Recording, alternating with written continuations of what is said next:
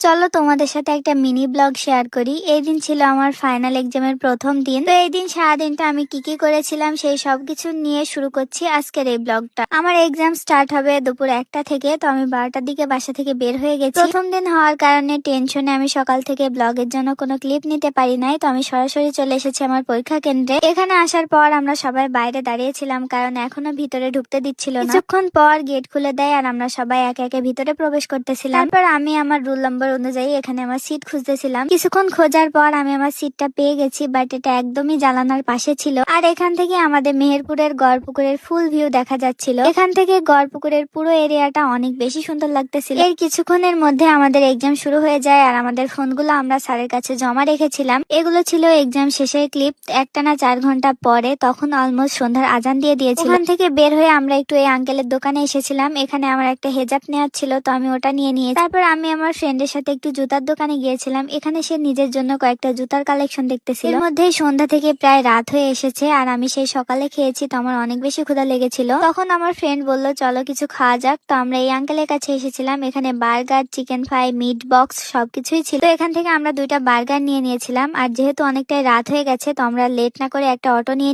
তারপর অটোর মধ্যে আমরা এটা খাওয়া শুরু করে দিই, কারণ আমাদের দুইজনেরই অনেক বেশি ক্ষুধা লেগেছিল। তারপর বেশ কিছুক্ষণের মধ্যে আমি বাসায় চলে আসি। বাসায় এসে ফ্রেশ হওয়ার পর আমি প্রথমেই একটা রুটি খেয়েছিলাম। এই টাইমে আমার আম্মু বলতেছিল ভাত খাওয়ার জন্য, বাট আমি সকালে ভাত খেয়ে গেছি আর শীতে আমার ভাত খেতে ইচ্ছে করতেছিল। আর অনেকদিন আগে মিস্টার লুডুসের এই রামেন গুলো আমি কিনে রেখেছিলাম, তো আমি ভাবলাম এখান থেকে একটা রামেন বানিয়ে নেওয়া যাক। আর আমরা যারা রামেন অনেক বেশি লাইক করি, শীতের রাতে যদি এরকম এক বাটি গরম গরম রামেন দেওয়া হয় তাহলে পেট মন দুইটাই ঠান্ডা হয়ে যাবে। তো এই তো আমার রামেনটা পুরোপুরি রেডি। সাথে আমি একটা ডিম সেদ্ধ এবং 2-1টা সালাদ কেটে নিয়েছি। আর খাবারটাকে আরো একটু আকর্ষণীয় করার জন্য আমি উপর দিয়ে হালকা একটু সাদা তিল দিয়ে দিয়েছি। তো এই তো আমার গরম গরম এক বাটি রামেন রেডি। আমি আর লেট না করে এবার খাওয়া শুরু করে দিই। এটা আমার কাছে বরাবরই খেতে অনেক বেশি ভালো লাগে। ঝালটা হয়তো একটু বেশি, বাট তারপরেও অনেক বেশি মজা। তোমরা কে কে মিস্টার লুডুসের এই রামেনটা ট্রাই করেছো আর তোমাদের কাছে কতটুকু ভালো লেগেছে অবশ্যই আমাকে কমেন্টে জানিয়ে যেও। আমার কাছে তো বরাবরই এটা খেতে অনেক বেশি মজা লাগে। তো এভরিওয়ান, ভিডিওটা এই পর্যন্তই। তোমাদের কাছে আমার এই মিনি ব্লগটি কতটুকু ভালো লেগেছে অবশ্যই আমাকে কমেন্টে জানিয়ে যাও। দেখা হবে আবারও নতুন কোনো ভিডিওতে। ততক্ষণ সবাই ভালো থাকো, সুস্থ থাকো। আল্লাহ হাফেজ, বাই বাই।